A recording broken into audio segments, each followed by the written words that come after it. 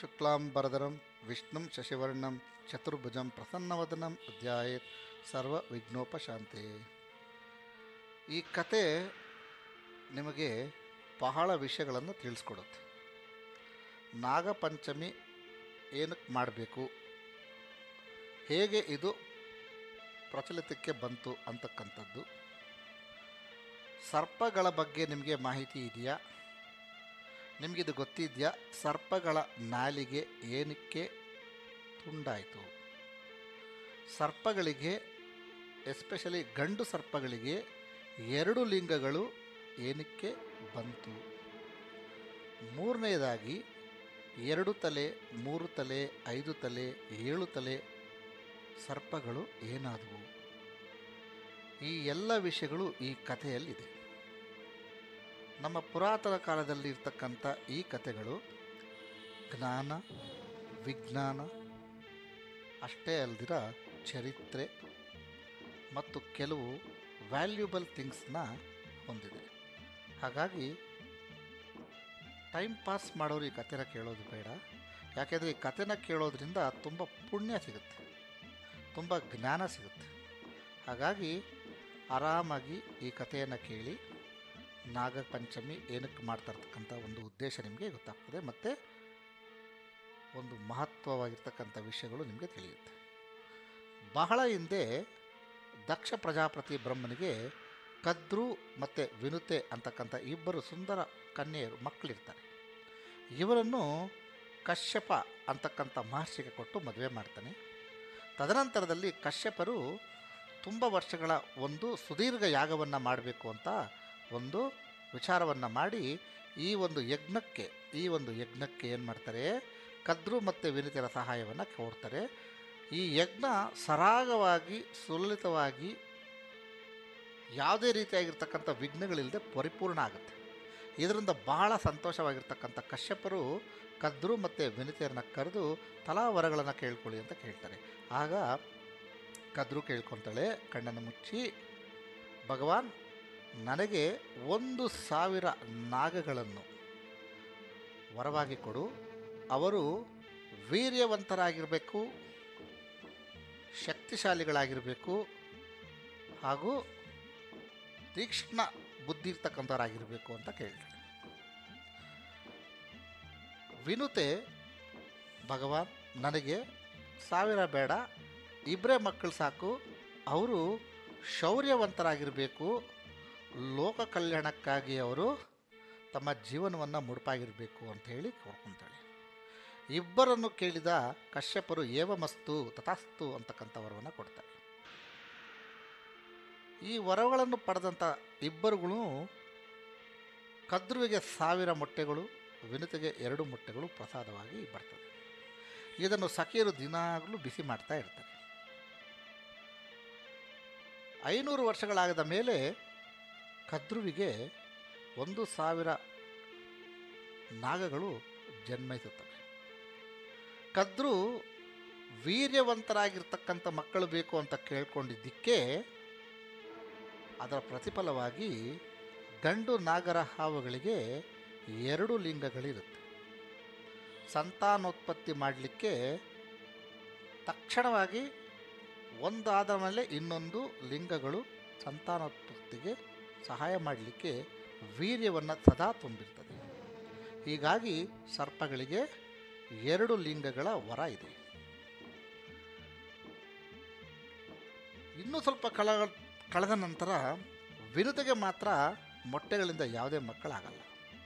ಕದ್ರು ತನ್ನ ನಾಗಗಳನ್ನು ಬೆಳೆಸ್ತಾ ಇರೋದು ನೋಡಿ ವಿನುತೆಗೆ ಈರ್ಷೆ, ಹೊಟ್ಟೆ ಕಿಚ್ಚು ಬಂದುಬಿಡುತ್ತೆ. ಆಗ ಏನು ಮಾಡ್ತಾಳೆ, ಒಂದು ಕಾದ ಕಬ್ಬಿಣವನ್ನು ತೆಗೆದುಕೊಂಡು ಒಂದು ಮೊಟ್ಟೆಯ ಕೊನೆಯ ಭಾಗಕ್ಕೆ ಚುಚ್ಚಿಬಿಡ್ತಾಳೆ. ಒಳಗಡೆಯಿಂದ ರಕ್ತ ಹರ್ಕೊಂಬಂದ್ಬಿಡುತ್ತೆ. ಅದರಿಂದ ಓಡ್ಕೊಂಡು ಒಂದು ಮಗು ಬರುತ್ತೆ. ಆ ಮಗು ನೋಡಲಿಕ್ಕೆ ತುಂಬ ಸುಂದರವಾಗಿರುತ್ತೆ, ಆರೆಂಜ್ ಕಲರ್ ಇರುತ್ತೆ. ತುಂಬ ತೇಜೋಪುಂಜವಾಗಿರ್ತಕ್ಕಂಥ ಶಿಶುವನ್ನು ಕಂಡು ವಿನುತೆ ಖುಷಿ ಪಡ್ತಾಳೆ. ಆದರೆ ಅದು ಪೂರ್ಣ ರಚನೆ ಆಗಿರಲ್ಲ, ಕಾಲುಗಳು ಇನ್ನೂ ಬೆಳೆದಿರಲ್ಲ, ಬಲ್ತಿರಲ್ಲ. ಆದರೆ ಮಗು ಮೊಟ್ಟೆಯಿಂದ ಹೊರಗಡೆ ಬಂದಿದ್ದ ತಕ್ಷಣ ಕೋಪ ಮಾಡಿಕೊಂಡು, ನೀನು ಈರ್ಷೆಯಿಂದ ನನ್ನನ್ನು ಅಂಗವಿಕಲನಾಗಿ ಮಾಡಿದ್ಯಾ, ಹಾಗಾಗಿ ನೀನು ಸೇವಕಿ ಆಗು ಅಂತ ಶಾಪ ಕೊಟ್ಬಿಡುತ್ತೆ. ಕಶ್ಯಪನ ಮಗನಿಗೆ ಶಾಪದ ಒಂದು ವಿಷಯ ತಿಳಿದುಕೊಂಡಿದ್ದ ತಕ್ಷಣ ಕಶ್ಯಪನ ಮಗ ಬಹಳ ಪವರ್ಫುಲ್ ಇರ್ತಾರೆ ಅಂತ ತಿಳ್ಕೊಂಡು ವಿನುತೆ ಗೊತ್ತು ಶಾಪವನ್ನು ವಿಮೋಚನೆಯ ಬಗ್ಗೆ ಕೇಳ್ತಾಳೆ. ಆಗ ಈ ನನ್ನ ತಮ್ಮ ಇನ್ನೊಂದು ಮೊಟ್ಟೆಯಲ್ಲಿ ಇದ್ದಾನಲ್ಲ, ಅವನು ಈ ಶಾಪ ವಿಮೋಚನೆ ಮಾಡ್ತಾನೆ ಅಂತ ಹೇಳಿ ಈ ಬಾಲಕ ಆಕಾಶ ಮಾರ್ಗವಾಗಿ ತಪಸ್ ಮಾಡಕ್ಕೆ ಹೊರಟೋಗ್ತಾನೆ. ಮುಂದೆ ಸೂರ್ಯನ ಸಾರಥಿಯಾಗಿ ಅರುಣ ಅಂತಕ್ಕಂಥ ಹೆಸರಿನಿಂದ ಈತ ಪ್ರಸಿದ್ಧಿಯಾಗ್ತಾನೆ. ಎರಡನೇ ಮೊಟ್ಟೆಯಲ್ಲಿ ಗರುಡ ಹುಟ್ಟುತ್ತಾನೆ. ತನ್ನ ತಾಯಿ ದಾಸಿಯಾಗಿರೋದನ್ನು ಗಮನಿಸಿ ಅದರಿಂದ ಹೊರಗಡೆ ಬರಬೇಕು ಅಂದಾಗ ಕದ್ರು ಅಮೃತ ಬೇಕು ನನ್ನ ಮಕ್ಕಳಿಗೆ ಕುಡಿಸ್ಲಿಕ್ಕೆ ಅಂದಾಗ ಗರುಡ ಇಂದ್ರನ ಲೋಕಕ್ಕೆ ಹೋಗಿ ಅಮೃತ ಕಳಶವನ್ನು ತೆಗೆದುಕೊಂಡು ಬರ್ತಾನೆ.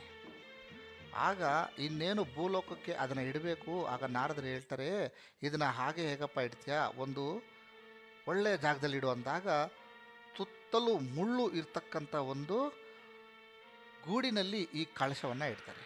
ಕದ್ರು ಅಮೃತ ಕಳಶವನ್ನು ನೋಡಿ ತನ್ನ ಮಕ್ಕಳನ್ನು ಕರೆದು ಬನ್ನಿ ಕುಡೀರಿ ಅಂದಾಗ ನಾರದರು ಹೇಳ್ತಾರೆ, ಶುಚಿಭೂತರಾಗಿ ಅಮೃತವನ್ನು ಕುಡೀರಿ ಅಂತ ಹೇಳಿದಾಗ ಮಕ್ಕಳನ್ನು ಸ್ನಾನಕ್ಕೆ ಕಳಿಸ್ತಾಳೆ.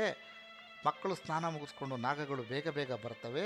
ಇನ್ನೇನು ನಾಲಿಗೆ ತೆಗೆದು ಅಮೃತನ ನೆಕ್ಕಬೇಕು ಅಷ್ಟರಲ್ಲಿ ಇಂದ್ರ ಕಳಶವನ್ನು ಮೇಲಿಕ್ಕೆ ಎತ್ಕೊಂಡು ಹೊಟ್ಟೋಗ್ತಾನೆ. ಆದರೆ ಖಾಲಿ ಗೂಡಿಗೆ ಆ ಮುಳ್ಳು ಇರ್ತಕ್ಕಂಥ ಗೂಡನ್ನು ನೆಕ್ಕಿ ತನ್ನ ನಾಲಿಗೆಗಳನ್ನು ನಾವು ಎರಡು ತುಂಡಾಗಿ ಮಾಡ್ಕೊಂಡ್ಬಿಡ್ತವೆ. ಹಾಗಾಗಿ ಅತಿಯಾಸೆ ಗತಿಗೇಡು ಅಂತೀವಲ್ಲ, ತಾಯಿ ಮಕ್ಕಳನ್ನು ಉಳಿಸ್ಲಿಕ್ಕೋಸ್ಕರ ಮಾಡ್ತಕ್ಕಂಥ ಒಂದು ಪ್ಲ್ಯಾನು ಹೊರಟೋಗುತ್ತೆ. ಈಗ ಗೊತ್ತಾಯ್ತಾ ನಾಲಿಗೆ, ಹಾವಿನ ನಾಲಿಗೆ ಎರಡು ತುಂಡು ಹೇಗಾಯಿತು ಅಂತ. ಓಕೆ, ಮುಂದೆ ಕತೆಗೆ ಬರೋಣ.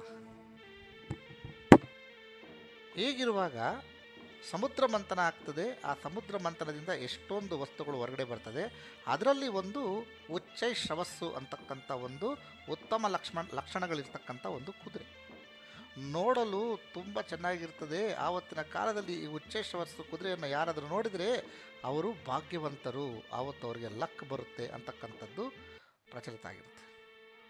ಯಾರೇ ಆದರೂ ಈ ಉಚ್ಚೈಶ್ರವಸ್ಸು ಎರಡು ರೆಕ್ಕೆಗಳಿಂದ ಹಾರಾಡ್ತಾ ಇರೋದನ್ನು ನೋಡಿ ಆನಂದ ಪಡ್ತಾರೆ, ಕೈಯನ್ನು ಮುಗಿತಾರೆ. ಇದನ್ನು ಗಮನಿಸಿದ ಕದ್ರು ಮತ್ತು ವಿನುತಿಯರಿಗೆ ಗೊತ್ತಾಗ್ತದೆ, ನಾಳೆ ಸಮುದ್ರದಿಂದ ಹೊರಗಡೆಗೆ ಈ ಕುದುರೆ ಹಾದು ಹೋಗುತ್ತೆ ಅಂತಕ್ಕಂಥ ಸಮಾಚಾರ ಗೊತ್ತಾಗಿದ್ದ ತಕ್ಷಣ ವಿನುತೆ ಹೇಳ್ತಾಳೆ, ಅಕ್ಕ ಆ ಕುದುರೆ ನೋಡು, ಒಂದು ಕಪ್ಪು ಕೂದಲಿಲ್ಲದೆ ಇರತಕ್ಕಂಥ ಕುದುರೆ ಅಂತ. ಆದರೆ ಕದ್ರು ಹೇಳ್ತಾಳೆ, ಇಲ್ಲ ವಿನುತೆ, ಅದರ ಬಾಲ ಮಾತ್ರ ಕಪ್ಪು ಅಂತ. ವಿನುತೆ ವಾದ ಮಾಡ್ತಾಳೆ, ಇಬ್ಬರಲ್ಲೂ ಪಂದ್ಯ ಆಗುತ್ತೆ. ಏನಪ್ಪ ಅದು ಪಂದ್ಯ ಅಂತ ಹೇಳಿದ್ರೆ, ಬಾಲ ಕಪ್ಪಗಿದ್ದರೆ ವಿನುತೆ ಸೇವಕಿ ಆಗಬೇಕು ಅಂತ, ಬಾಲ ಬೆಳ್ಳಿಗಿದ್ದರೆ ಕದ್ರು ಸೇವಕಿ ಆಗ್ತಾಳೆ ಅಂತ. ಆದರೆ ಕದ್ರುವಿಗೆ ಗೊತ್ತು ಅದರ ಬಾಲ ಕೂಡ ಬಿಳಿಯೋದು ಅಂತ. ತಕ್ಷಣ ತನ್ನ ಮಕ್ಕಳನ್ನು ಕರೆದು ಹೇಳ್ತಾಳೆ, ನಾವಿಬ್ಬರು ಒಂದು ಪಂದ್ಯ ಕಟ್ಟಿದ್ದೀವಿ, ನಾನು ಸೇವಕಿ ಆಗಿಬಿಡ್ತೀನಿ ಸೋತೋದ್ರೆ, ನಾಳೆ ಉಚ್ಚೈಶ್ರವಸ್ಸು ಸಮುದ್ರವನ್ನು ಈ ಕಡೆಯಿಂದ ಆ ಕಡೆ ದಾಟಬೇಕಾದ್ರೆ ನೀವು ಅದರ ಬಾಲಕ್ಕೆ ಹೋಗಿ ಕಚ್ಕೊಂಬಿಡಿ, ಆಗ ದೂರದಿಂದ ಅದು ಕಪ್ಪ ಕಾಣುತ್ತೆ, ಆಗ ನಾನು ವಿನುತೆಯನ್ನು ಸೇವಕಿಯನ್ನಾಗಿ ಇಟ್ಕೋಬೋದು ಅಂತ. ಆದರೆ ಆ ನಾಗರಹಾವುಗಳು ಹೇಳ್ತವೆ, ಇಲ್ಲ ನಾವು ಚಿಕ್ಕಮ್ಮಗೆ ಮೋಸ ಮಾಡಲ್ಲ, ನಾವು ಅಧರ್ಮದ ದಾರಿಯನ್ನು ಹಿಡಿಯಲ್ಲ ಅಂತ. ಇದನ್ನು ಕೇಳಿದ ತಕ್ಷಣ ನನ್ನ ಮಾತು ಕೇಳಲಿಲ್ವಲ್ಲ ಅನ್ನೋ ಕೋಪದಲ್ಲಿ ದಹದಹನೆ ಕೋಪ ಮಾಡಿಕೊಂಡು ಶಾಪ ಕೊಟ್ಬಿಡ್ತಾಳೆ. ಓ ಸರ್ಪಗಳೇ, ಮುಂದೊಂದು ದಿನ ಜನಮೇಜಯ ಅಂತಕ್ಕಂಥ ರಾಜ ಒಂದು ಯಜ್ಞವನ್ನು ಮಾಡ್ತಾನೆ, ಆ ಯಜ್ಞದಲ್ಲಿ ನೀವೆಲ್ಲ ಬೆಂಕಿಗೆ ಬಿದ್ದು ಸಾತ್ತೋಗ್ಬಿಡಿ. ಇದನ್ನು ಕೇಳಿ ಹಾವುಗಳು, ನಾಗರ ಹಾವುಗಳು ನಡಗೋಗ್ತವೆ. ಅಮ್ಮನ ಕಾಲನ್ನು ಇಟ್ಕೊಂಡು ಕೇಳ್ಕೊತವೆ, ಈಗ ಮಾಡಬೇಡ, ಇದು ತಪ್ಪು ಅಂತ. ಆದರೆ ಶಾಪ ಕೊಟ್ಟಿದ್ದು ತೊಗೊಳಕ್ಕಾಗಲ್ವಲ್ಲ ಹಿಂದೆ. ಆಗ ಅಮ್ಮನನ್ನು ಮನವೊಲಿಸಿದ್ರೆ ಏನಾದರೂ ಶಾಪ ವಿಮೋಚನೆಗೆ ದಾರಿ ಸಿಗುತ್ತೆ ಅಂತ ಹೇಳಿ ಆ ಉಚ್ಚೈಶ್ರವಸ್ಸು ಬಾಲವನ್ನು ಕಪ್ಪು ನಾಗರ ಹಾವುಗಳು ಹೋಗಿ ಕಚ್ಕೊಂಡ್ಬಿಡ್ತವೆ. ದೂರದಲ್ಲಿಂದ ಗಮನಿಸಿದರೆ ಅದರ ಬಾಲ ಕಪ್ಪು. ವಿನುತೆ ಕಣ್ಣನ್ನು ತಿಕ್ಕಿ ತಿಕ್ಕಿ ನೋಡ್ತಾಳೆ, ಅದರ ಬಾಲ ಕಪ್ಪು, ದೇಹ ಬೆಳ್ಳಗಿದೆ. ಇದರಿಂದ ಬಹಳ ಬೇಜಾರಾಗ್ತಾಳೆ. ಅದರ ಪಂದ್ಯದ ಪ್ರಕಾರ ಕದ್ರುವಿಗ ಸೇವಕಿ ಆಗ್ಬಿಡ್ತಾಳೆ. ಇದನ್ನು ಗಮನಿಸಿದ ನಾಗರ ಹಾವುಗಳು ಅನಂತ ವಿಷ್ಣುವಿನ ಸೇವೆಗೆ ಹೊರಟೋಗ್ತಾನೆ, ಕಳಿಂಗ ಈಶ್ವರನ ಕತ್ತಿನಲ್ಲಿ ಸೇವೆಗೆ ಹೊರಟೋಗ್ತಾನೆ, ವಾಸುಕಿ ಸರ್ಪರಾಜ ಆಗ್ತಾನೆ. ಈ ವಾಸುಕಿ ಏನು ಮಾಡ್ತಾನಪ್ಪ ಅಂತ ಹೇಳಿದ್ರೆ, ತಮ್ಮ ಶಾಪ ವಿಮೋಚನೆ ಮಾಡಬೇಕು, ಇಲ್ಲಾಂದರೆ ನಮ್ಮ ಕುಲ ಉಳಿಯಲ್ಲ ಅಂತ ಹೇಳಿ ತನ್ನ ತಮ್ಮಂದಿರ ಜೊತೆಗೆ ಬ್ರಹ್ಮನ ಹತ್ರ ಹೋಗ್ತಾನೆ. ಬ್ರಹ್ಮನ ಹತ್ರ ಹೋಗಿ ತಮ್ಮ ಶಾಪ ವಿಮೋಚನೆಗೆ ಕೇಳಿದಾಗ ಆಗ ಬ್ರಹ್ಮ ಹೇಳ್ತಾನೆ, ಮುಂದೆ ನಿಮ್ಮ ಉಪಟಳ ಅಥವಾ ನಿಮ್ಮ ಕಾಟ ಜಾಸ್ತಿಯಾಗಿ ಈ ರೀತಿಯಾಗಿರ್ತಕ್ಕಂಥ ಒಂದು ಸಂಯೋಗ ಆಗ್ತದೆ. ಹಾಗಾಗಿ ನಿಮ್ಮ ಒಳ್ಳೆಯದಕ್ಕೆ ಈ ಶಾಪನ ಕೊಟ್ಟಿದ್ದಾರೆ. ಆದರೆ ಶಾಪ ವಿಮೋಚನೆ ಏನು ಅಂತ ಹೇಳಿದ್ರೆ, ಜರತ್ಕಾರು ಅಂತಕ್ಕಂಥ ಒಬ್ಬ ಮಹರ್ಷಿ ಹುಟ್ತಾನೆ. ನಿನಗೆ ಜರತ್ಕಾರು ಅಂತಕ್ಕಂಥ ತಂಗಿ ಹುಟ್ಟಿರೋದ್ರಿಂದ ಅವಳಿಗೆ ಆ ಋಷಿಯನ್ಗೆ ಕೊಟ್ಟು ಮದುವೆ ಮಾಡಿಬಿಡು, ಆಗ ನಿಮಗೆ ಈ ಶಾಪ ವಿಮೋಚನೆ ಆಗ್ತದೆ ಅಂಥೇಳಿ ಬ್ರಹ್ಮ ವಾಸುಕಿಗೆ ಹೇಳಿದಾಗ, ವಾಸುಕಿ ತನ್ನ ತಂಗಿ ಜರತ್ಕಾರುವಿನ ಋಷಿ ಆಗಮನಕ್ಕೋಸ್ಕರ ಕಾಯ್ತಾ ಇರ್ತಾನೆ. ಈ ಜರತ್ಕಾರು ಅಂತಕ್ಕಂಥ ಮಹರ್ಷಿ ಕಾಡಿನಲ್ಲಿ ಅಲ್ಕೊಂಡು ತಪಸ್ಸುಗಳನ್ನು ಮಾಡಿಕೊಂಡು ಓಡಾಡ್ತಾ ಇರ್ತಾನೆ. ಒಂದು ದಿನ ಒಂದು ಕಾಡಿನಿಂದ ಇನ್ನೊಂದು ಕಾಡಿಗೆ ಹೋಗಬೇಕಾದ್ರೆ ನೀರಿಗೋಸ್ಕರ ಅಲ್ದಾಡ್ತಾ ಇರ್ತಾನೆ. ಒಂದು ಬಾವಿ ಕಾಣುತ್ತೆ. ಬಗ್ಗು ನೋಡಿದ್ರೆ ಅವನ ಪಿತೃದೇವತೆಗಳು ಉಲ್ಟಾ ಬಲ್ಕೊಂಡು ತೇಲಾಡ್ತಾ ಇರ್ತಾರೆ. ಇದನ್ನು ಗಮನಿಸಿ ಕೇಳ್ತಾನೆ, ಯಾಕೆ ನಿಮಗೆ ಈ ಪರಿಸ್ಥಿತಿ ಅಂದಾಗ ಅವ್ರು ಹೇಳ್ತಾರೆ, ನಮಗೆ ಗಂಡು ಮಕ್ಕಳಿಲ್ಲದ ಕಾರಣ ನಾವು ನರಕದಲ್ಲೂ ಬೀಳದೆ ಸ್ವರ್ಗದಲ್ಲೂ ಬೀಳದೆ ಈ ಬಾವಿನಲ್ಲಿ ಬಿದ್ದು ಒದ್ದಾಡ್ತಾ ಇದ್ದೀವಿ. ಹಾಗಾಗಿ ನೀನೊಬ್ಬ ಇದೆಯಾ, ಆದರೆ ನಿನಗೆ ಮಕ್ಕಳಿಲ್ಲ ಅಂತ ಹೇಳಿದಾಗ ಜರತ್ಕಾರು ಹೇಳ್ತಾನೆ, ನಾನು ಸನ್ಯಾಸಿ ಮಾರ್ಗ ಹಿಡಿದಿದ್ದೀನಿ, ಬ್ರಹ್ಮಚಾರಿಯಾಗಿದ್ದೀನಿ ಅಂತ. ಆವಾಗ ಹೇಳ್ತಾರೆ, ನಿನ್ನ ಬ್ರಹ್ಮಚಾರ್ಯ ನೀನು ಇಟ್ಕೊಳ್ಳಪ್ಪ, ನಾವು ಹೀಗೆ ಬಾವಿನಲ್ಲಿ ಉಲ್ಟಾ ನೇತಾಡ್ತಾ ಇರ್ತೀವಿ ಅಂತ. ಆದರೆ ಜರತ್ಕಾರು ಇದನ್ನು ಗಮನಿಸಿ ಬಹಳ ಬೇಜಾರು ಮಾಡಿಕೊಂಡು ಆಗ ಅಂತಾನೆ, ನನ್ನ ಹೆಸರಿನಲ್ಲೇ ಇರ್ತಕ್ಕಂಥ ಸ್ತ್ರೀ ಇದ್ದರೆ ಮದುವೆ ಆಗ್ತೀನಿ ಅಂತ. ಆಗ ಪಿತೃದೇವತೆಗಳು ಹೇಳ್ತಾರೆ, ನೋಡಪ್ಪ, ವಾಸುಕಿ ತಂಗಿ ಜರತ್ಕಾರು ಅಂತ ಇದ್ದಾಳೆ, ಅವಳನ್ನು ನೀನು ಸಂದರ್ಶನ ಮಾಡು ಅಂತ. ಆಗ ಜರತ್ಕಾರು ಏನು ಮಾಡ್ತಾನೆ, ವಾಸುಕಿಯನ್ನು ಹೋಗಿ ಭೇಟಿ ಮಾಡ್ತಾನೆ. ವಾಸುಕಿಗೋಸ್ಕರನೇ ಕಾಯ್ತಾ ಇರ್ತಕ್ಕಂಥ ಜರತ್ಕಾರುಗೋಸ್ಕರನೇ ಕಾಯ್ತಾ ಇರ್ತಕ್ಕಂಥ ವಾಸುಕಿ ಜರತ್ಕಾರುವಿಗೆ ತನ್ನ ತಂಗಿ ಜರತ್ಕಾರುವನ್ನು ಕೊಟ್ಟು ಮದುವೆ ಮಾಡ್ತಾನೆ. ಇಬ್ಬರ ಮದುವೆ ಆಗಿದಾದ ಮೇಲೆ ಜರತ್ಕಾರು ದಂಪತಿಗಳಿಗೆ ಆಸ್ತಿಕ ಅಂತಕ್ಕಂಥ ಒಬ್ಬ ಗಂಡು ಮಗುವಿನ ಜನನ ಆಗುತ್ತೆ. ಈ ಗಂಡು ಮಗು ನಾಲಿಗೆಯಲ್ಲಿ ಮಂತ್ರಗಳು ಹೇಗೆ ಪಠಿಸ್ತಾನೆ ಅಂತ ಹೇಳಿದ್ರೆ ಎಂಥವರನ್ನು ಕೂಡ ಆಕರ್ಷಣೆ ಮಾಡ್ಬೋದು ಅಂಥ ಒಂದು ಪವರ್ ಇರ್ತದೆ. ನಿಮಗೊಂದು ಗೊತ್ತಿರಲಿ, ಎಲ್ಲ ಪ್ರಾಣಿಗಳಿಗೂ ದೇವತೆಗಳಿದ್ದಾರೆ. ಅದೇ ರೀತಿ ನಾಯಿಗಳಿಗೂ ಒಂದು ದೇವತೆ ಇದ್ದಾಳೆ, ತಾಯಿ ಇದ್ದಾಳೆ. ಅವಳ ಹೆಸರು ಸುರಿಮೆ ಅಂತ. ನಮ್ಮ ಮಹಾಭಾರತ ಕತೆ ಸ್ಟಾರ್ಟ್ ಆಗೋದೇ ಈ ಸುರಿಮೆ ತಾಯಿಯಿಂದ. ಇಲ್ಲಿ ಪರೀಕ್ಷಿತ್ ಮಹಾರಾಜನನ್ನು ಒಂದು ಹಾವು ಸಾಯಿಸ್ಬಿಡುತ್ತೆ. ಇದನ್ನು ತಿಳಿದುಕೊಂಡಿರ್ತಕ್ಕಂಥ ಅವನ ಮಗ ಜನಮೇಜಯ ಭೂಲೋಕದಲ್ಲಿ ಯಾವ ಸರ್ಪಗಳು ಇರಬಾರ್ದು ಅಂತ ಒಂದು ಕಠಿಣವಾದ ಒಂದು ಸರ್ಪಯಾಗವನ್ನು ಆಯೋಜಿಸಿದ್ದಾಗ ಈ ಸುರಿಮೆ ಕತೆ ನಿಮಗೇನು ಕೇಳಿದೆ ಅಂತ ಹೇಳಿದ್ರೆ, ಈ ಸರ್ಪಯಾಗದಲ್ಲೇ ಸುರಿಮೆಯ ಮಗು ಮೂಸು ನೋಡಿದಾಗ ಕೋಲಿನಿಂದ ಹೊಡಿತಾರೆ. ಕೋಲಿನಿಂದ ಹೊಡೆದಾಗ ಆ ಒಂದು ಸುರಿಮೆ ತಾಯಿ, ನನ್ನ ಮಗುವಿಗೆ ನೀವು ಯಾಕೆ ಈ ಥರ ಮಾಡಿದ್ರಿ, ನೀವು ಮಾಡ್ತಾ ಇರ್ತಕ್ಕಂಥ ಈ ಯಾಗ ಅರ್ಧಕ್ಕೆ ನಿಂತೋಗ್ಲಿ ಅಂತ ಶಾಪ ಕೊಟ್ಬಿಡ್ತಾಳೆ. ಆದರೆ ಇದನ್ನು ಲೆಕ್ಕಿಸದ ಜನಮೇಜಯ ಯಾಗವನ್ನು ಮಾಡ್ತಾನೆ. ಆಗ ನಾನು ಆಗಲೇ ನಿಮಗೆ ಹೇಳ್ದಂಗೆ ಕಥೆಯ ಮೊದಲಿನಲ್ಲಿ 2 ತಲೆಯ ಹಾವುಗಳು, 3 ತಲೆಯ ಹಾವುಗಳು, 5 ತಲೆಯ ಹಾವುಗಳು, 7 ತಲೆಯ ಹಾವುಗಳು, 9 ತಲೆಯ ಹಾವುಗಳು ಇವೆಲ್ಲವೂ ಒಂದೊಂದಾಗೆ ಬಂದು ಯಜ್ಞದಲ್ಲಿ ಬಿದ್ದು ತನ್ನ ಪ್ರಾಣವನ್ನು ಕಳ್ಕೊಳ್ತಾ ಇದ್ದಾನೆ. 70 ಶಾಖ ಹಾವುಗಳು ಬಂದು ಯಜ್ಞದಲ್ಲಿ ಸುಟ್ಟೋಗ್ತಾ ಇರುತ್ತೆ. ಆಗ ಆಸ್ತಿಕನು ಇನ್ನೂ ಸಣ್ಣವನಾಗಿರ್ತಾನೆ, ಆದರೂ ಬಂದು ಈ ಸರ್ಪಯಾಗವನ್ನು ತನ್ನ ಮಂತ್ರಶಕ್ತಿಯಿಂದ ನಿಲ್ಲಿಸ್ತಾನೆ. ಸರ್ಪಯಾಗ ಅಲ್ಲಿಗೆ ಸಮಾಪ್ತಿಯಾಗುತ್ತೆ. ನಾಗಗಳು ಬಹಳ ಖುಷಿಯಾಗುತ್ತೆ. ತನ್ನ ಕುಲವನ್ನು ಕಾಪಾಡಿರ್ತಕ್ಕಂಥ ಆಸ್ತಿಕನಿಗೆ ವರವನ್ನು ಕೊಡುತ್ತೆ. ಆ ಯಜ್ಞ ಸಮಾಪ್ತಿಯಾದ ದಿನವೇ ಶ್ರಾವಣ ಮಾಸದ ಪಂಚಮಿ, ಶುಕ್ಲ ಪಂಚಮಿ, ಅದೇ ನಾಗಪಂಚಮಿಯ ದಿವಸ. ಹಾಗಾಗಿ ನಾಗರ ಹಾವುಗಳು ಆಸ್ತಿಕನಿಗೆ ವರವನ್ನು ಕೊಡ್ತದೆ. ಏನು ಅಂತ ಹೇಳಿದ್ರೆ, ನಾಗಪಂಚಮಿಯ ದಿವಸ ಹೆಣ್ಣು ಮಕ್ಕಳು ಅಣ್ಣನಿಗೆ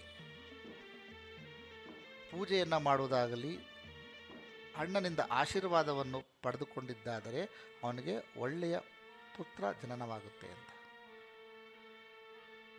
ಹುತ್ತಕ್ಕೆ ಅಥವಾ ನಾಗರ ಪ್ರತಿಮೆಗೆ ಪೂಜೆ, ಅರಿಶಿಣ ಕುಂಕುಮ, ಹೂವು ಇವನ್ನು ಕೊಟ್ಟು ಗೌರವಿಸಿದ್ದೇ ಆದರೆ ಮನೋವಾಂಛಿತ ಫಲಗಳು ಸಿಗುತ್ತೆ ಅಂತಕ್ಕಂಥ ವರವನ್ನು ಕೂಡ ಆಸ್ತಿಕನಿಗೆ ಈ ಮೂಲಕ ಸರ್ಪಗಳು ಹೇಳ್ತವೆ. ಸೊ ಹಾಗಾಗಿ ನಾಗರ ಪಂಚಮಿಯ ದಿವಸ ಯಾವುದೇ ಯಾವುದೇ ವ್ಯಕ್ತಿಯಾಗಿರಲಿ ನಾಗದೇವತೆಯನ್ನು ಪೂಜಿಸಿದ್ದೇ ಆದರೆ, ನಾನು ಕೆಳಗಡೆ ಹೇಳಿರ್ತಕ್ಕಂಥ ಈ ಮಂತ್ರವನ್ನು ಜಪಿಸಿದ್ದೇ ಆದರೆ ನಾಗದೋಷಗಳಾಗಲಿ ಸ್ವಪ್ನದಲ್ಲಿ ನಾಗಗಳು ಬರುವುದಾಗಲಿ ಬರುವುದಿಲ್ಲ. ಶತ್ರು ಭಯ ಅಂತೂ ಇರುವುದೇ ಇಲ್ಲ.